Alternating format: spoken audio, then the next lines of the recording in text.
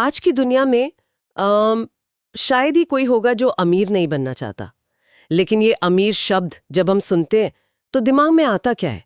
क्या इसका मतलब सिर्फ एक बड़ा सा बैंक बैलेंस है, महंगी गाड़ियां, या फिर इसका मतलब कुछ और है, कुछ ज्यादा गहरा? आज हम ऑटोमेटिंग या path to a rich life नाम के सोर्स के कुछ बहुत ही दिलचस्प हिस्सों पर बात करने वाले हैं।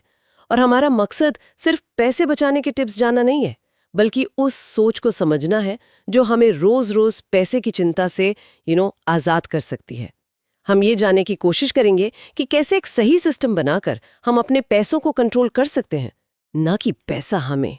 हाँ, और इसमें जो सबसे आकर्षक विचार है ना, वो ये है कि ये नजरिया पैसे को एक स्ट्रेस्ड चीज से हटाकर उसे एक टूल की तरह देखने पर जोर देता है। एक ऐसा साधन जिसे हम अपनी पसंद की जिंदगी जीने के लिए डिजाइन कर सकते हैं, उसे अपने लिए काम पर लगा सकते हैं। ये कंट्रोल वापस हमारे हाथों में देने की बात है। तो चलिए इसे खोलकर समझते हैं। सोर्स की शुरुआत एक बहुत ही दमदार विचार से होती है, जिसे आर के सक्सेस माइंडसेट कहा गया है। इसका मूल मंत्र है, अगर सोच बदलोगे, डायरेक्शन बदलोगे, तो रिजल्ट अपने आप बदल जाएगा। ये सुनने में तो बहुत अच्छा लगता है, पर क्या ये इतना आसान है? मतलब कई लोग कहेंगे कि हमारी असली समस्या सोच नहीं बल्कि कम आमदनी है। हाँ, सोर्स इस पर कुछ कहता है? ये एक बहुत ज़रूरी सवाल है। देखिए, सोर्स ये नहीं कहता कि आमदनी मायने नहीं रखती, बिल्कुल रखती है। लेकिन उसका तर्क ये है कि ज़्यादातर लोगों के लिए असली समस्या पैसे की कमी नहीं, बल्कि पैसे को संभालने के लिए एक सिस्टम की कमी है। एक सिस्टम की कमी? हाँ, हम अक्सर पैसे के पीछे भागते हैं ना, उसे कमाने की, बचाने की चिंता में डूबे रहते हैं। जबकि हमें सीखना ये चाहिए कि पैसे को अपने लिए काम पर कैसे लगाया जाए। सोर्स के मुताबिक हम पैसे इसलिए खो देते हैं या सही से इस्तेमाल नहीं कर पाते क्योंकि हमारे पास कोई मनी सिस्टम ही नहीं होता। हाँ, और ये उस आम कहानी की तरह है जिससे हम सब गुजरते हैं। महीना शुरू होता है, अकाउंट में सैलरी आती है, और एक दो दिन के लिए हम खुद को अमीर महसूस करते हैं। बिल्कुल। फिर एक एक करके खर्चे सामने आते हैं, किराया, बिल, ईएमआई, थोड़ी बहुत शॉपिंग, और महीने के एंड में जब बैंक बैलेंस देखते हैं तो बस यही सोचते रह जाते हैं, पैसा आखिर गया कहाँ? एग्जैक्टली। ऐसा लगता है जैसे हम एक गोल गोल चक्कर में फंस गए हैं। हाँ। और वो जो एक छोटा सा डर लगता है ना एटीएम में बैलेंस चेक करने से पहले, ये सिस्टम उसी डर को खत्म करने के लिए है। जब कोई सिस्टम नहीं होता तो हमारे सारे आर्थिक फैसले भावनाओं पर, उस पल की जरूरतों पर और हमारी विल पावर पर टिके होते हैं। और विल पावर, जैसा हम जानते हैं, भरोसेमंद नहीं होती। मुझे सोर्स में एक बात पढ़कर बहुत हैरानी हुई, जो हमारे पारंपरिक तरीकों के बिल्कुल खिलाफ जाती है। लेखक रमीत सेठी का कहना है, मनी को डेली मत मैनेज करो, ऐसा सिस्टम बनाओ जो मनी को ऑटोमेटिकली मैनेज करे। ये तो उस सलाह के बिल्कुल उल्टा है जो हमें बचपन से मिलती आई है कि हर खर्चे पर नजर रखो, रोज बजट बनाओ, हिसाब करो। हाँ, और यहाँ जो बात आकर्षक है वो ये है कि ये मानवीय स्वभाव की गहरी समझ पर आधारित है। सोर्स में एक लाइन है जो सब कुछ कह देती है, हैबिट्स फेल होती हैं, सिस्टम्स नहीं फेल होते। आदतें फेल होती हैं, सिस्टम नहीं। इसका मतलब ये नहीं कि अच्छी आदतें बुरी हैं। पॉइंट ये है कि आदतें चलती हैं विल पावर पर, और विल पावर एक मोबाइल की बैटरी की तरह है जो दिन भर में खत्म हो जाती है। सही बात है। आप सुबह तो बहुत अनुशासित हो सकते हैं, लेकिन दिन भर के काम और तनाव के बाद रात में ऑनलाइन शॉपिंग करते हुए आपका अनुशासन शायद जवाब दे जाए। हाँ, होता है। लेकिन एक सिस्टम, एक ऑटोमेटेड ढांचा, वो विल पावर पर निर्भर नहीं करता, वो डिजाइन पर चलता है। वो अपने आप काम करता है, चाहे आपका मूड कैसा भी हो, चाहे आप कितने भी व्यस्त हों। ये एक तरह का चीट कोड है जो आपकी सीमित इच्छा शक्ति को बचाता है। ये पैसों के मैनेजमेंट से भावनाओं को, जैसे डर, लालच या अपराध बोध, इन सबको पूरी तरह अलग कर देता है। फैसले पहले से तय हैं और प्रोसेस अपने आप चलता रहता है। ये तो बहुत दिलचस्प है। तो ये जादुई सिस्टम बनता कैसे है? मतलब इसके लिए कोई कॉम्प्लेक्स सॉफ्टवेयर या फाइनेंशियल एडवाइजर की जरूरत है? बिल्कुल नहीं। सोर्स इसे बहुत ही सरल रखता है। पहला कदम है एक परफेक्ट बैंक सिस्टम बनाना। ये सुनने में बड़ा लग सकता है, पर इसका मतलब सिर्फ अपने पैसों को सही तरीके से व्यवस्थित करना है। ओके। इसके लिए 4 जरूरी अकाउंट्स होने चाहिए। एक आपका सेविंग्स अकाउंट, फिर एक पर्सनल स्पेंडिंग अकाउंट, मतलब रोजमर्रा के खर्चों के लिए, एक क्रेडिट कार्ड और एक इन्वेस्टमेंट अकाउंट। ठीक है, तो 4 अलग अलग खाते। लेकिन इससे बदलेगा क्या? पैसा तो उतना ही रहेगा। अगर हम इसे बड़ी तस्वीर से जोड़कर देखें तो ये सिर्फ खातों को अलग करना नहीं है, ये असल में अपने हर रुपए को एक जॉब डिस्क्रिप्शन देना है। उसे एक काम सौंपना है। हर रुपए को एक काम देना। हाँ, जब हर रुपए को पता होता है कि उसे कहाँ जाना है, क्या उसे भविष्य के लिए बचत में जाना है, रोज के खर्चों के लिए पर्सनल अकाउंट में, या फिर संपत्ति बनाने के लिए निवेश में, तो वो जो कंफ्यूजन है ना, वो खत्म हो जाता है। अच्छा। सोर्स की एक लाइन बहुत शक्तिशाली है, स्ट्रक्चर ही ग्रोथ तय करता है। बिना सही ढांचे के सब कुछ बिखरा हुआ रहता है। और मैं अंदाजा लगा सकती हूँ कि इस ढांचे का अगला कदम ऑटोमेशन होगा। मतलब इन खातों के बीच पैसे का लेन देन अपने आप हो। बिल्कुल। इसका मतलब है कि जैसे ही सैलरी आपके मेन अकाउंट में आए, वो अपने आप पहले से तय हिस्सों में बंटकर सही जगह चली जाए। एक हिस्सा सीधा सेविंग्स में, एक इन्वेस्टमेंट में, बिल्स और ईएमआई अपने आप कट जाएं, और जो पैसा आपके पर्सनल स्पेंडिंग अकाउंट में बचे, बस वही आपको खर्च करना है। राइट। ये उस पुरानी सोच को पलट देता है, जहां हम पहले खर्च करते हैं और फिर जो बचता है उसे बचाने की कोशिश करते हैं। यहां हम पहले बचाते और निवेश करते हैं, और फिर जो बचता है उसे खर्च करते हैं। ये एक बहुत जरूरी सवाल खड़ा करता है। क्या हम अपने पैसों को नियंत्रित कर रहे हैं या पैसा हमें नियंत्रित कर रहा है? जब हम महीने के अंत में सोचते हैं कि पैसा कहाँ गया, तो इसका मतलब है कि पैसा हमें नियंत्रित कर रहा है। लेकिन ऑटोमेशन के जरिए हम कंट्रोल वापस अपने हाथों में ले लेते हैं। यहाँ पर एक और जरूरी बात है। अक्सर लोगों को लगता है कि अमीर बनने का मतलब है कंजूस बनना, अपनी पसंद की चीजें छोड़ देना, हर छोटी बड़ी चीज पर खर्च करने से पहले 10 बार सोचना।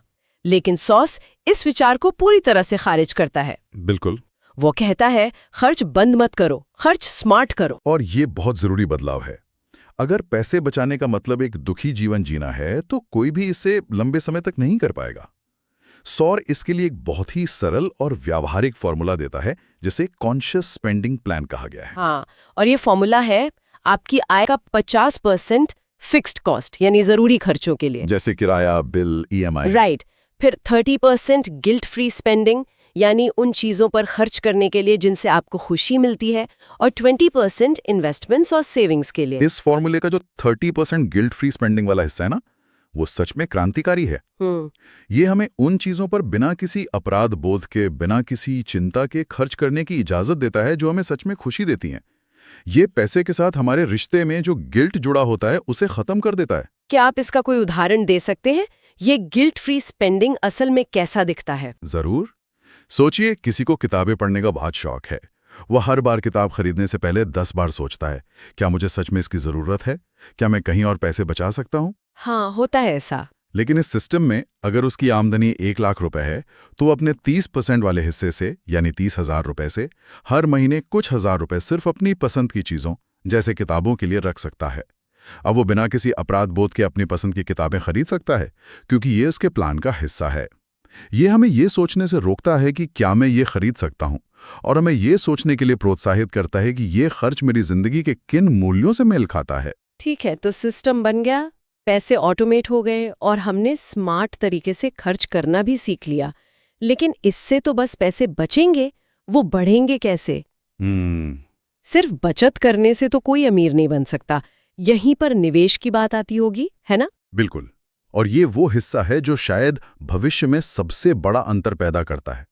सोर्स साफ कहता है कि निवेश शुरू करने में सिर्फ 1 साल की देरी भी भविष्य में लाखों का नुकसान बन सकती है। लाखों का? हाँ, इसकी वजह है कंपाउंडिंग का सिद्धांत, जिसे सोर्स ने असली मैजिक कहा है। कंपाउंडिंग को अक्सर दुनिया का 8वां अजूबा कहा जाता है, लेकिन बहुत से लोग इसे ठीक से समझ नहीं पाते। क्या आप इसे सरल शब्दों में समझा सकते हैं? जरूर। कंपाउंडिंग का मतलब है कि आपका पैसा आपके लिए और पैसा कमाता है। इसे ऐसे समझें कि आपका पैसा बच्चे पैदा करता है, और फिर वो बच्चे भी बड़े होकर अपने बच्चे पैदा करते हैं। अच्छा। जब आप निवेश करते हैं तो आपको अपने मूलधन पर रिटर्न मिलता है।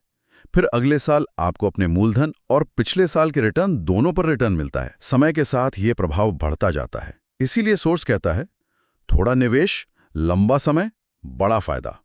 इस समीकरण में लंबा समय सबसे महत्वपूर्ण है। समय यहाँ सबसे कीमती संपत्ति है। तो सवाल यह है कि कहाँ निवेश करें? शेयर बाजार तो बहुत डरावना और जटिल लग सकता है।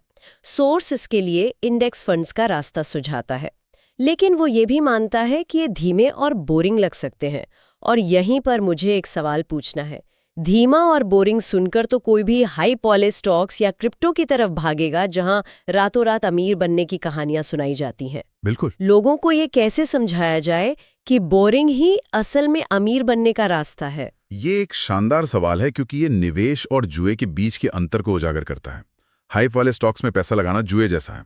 हो सकता है आप जीत जाएं, लेकिन ज्यादातर लोग हारते हैं। में धीमा और बोरिंग अक्सर स्थिर और भरोसेमंद रिटर्न्स का दूसरा नाम होता है। इंडेक्स फंड्स पूरे बाजार की औसत परफॉर्मेंस को ट्रैक करते हैं, जिससे आपका जोखिम किसी एक कंपनी पर निर्भर नहीं करता। ज्यादातर लोगों के लिए जो बाजार के विशेषज्ञ नहीं हैं, ये संपत्ति बनाने का सबसे अच्छा और सिद्ध तरीका है। तो ये सारा सिस्टम बनाने, पैसे ऑटोमेट करने, स्मार्ट खर्च करने और बोरिंग तरीके से निवेश करने के बाद जब बैंक में एक बड़ी रकम जमा हो जाए तो क्या हम अमीर बन गए? क्या यही मंजिल है? सोस इस विचार को बहुत खूबसूरती से चुनौती देता है। वो कहता है कि एक बड़ा बैंक बैलेंस होना अमीर जिंदगी की गारंटी नहीं है।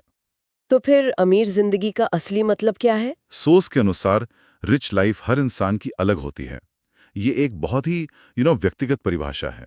किसी के लिए इसका मतलब बिना किसी से पूछे दुनिया घूमना हो सकता है। किसी के लिए अपने परिवार के साथ ज्यादा से ज्यादा समय बिताना, किसी और के लिए बिना किसी आर्थिक चिंता के अपनी क्रिएटिविटी पर काम करना, और किसी के लिए बस आराम और सुकून की जिंदगी जीना जहां बिल चुकाने का तनाव ना हो। सोर्स कहता है रिच वो है जो अपनी पसंद की लाइफ जीता हो।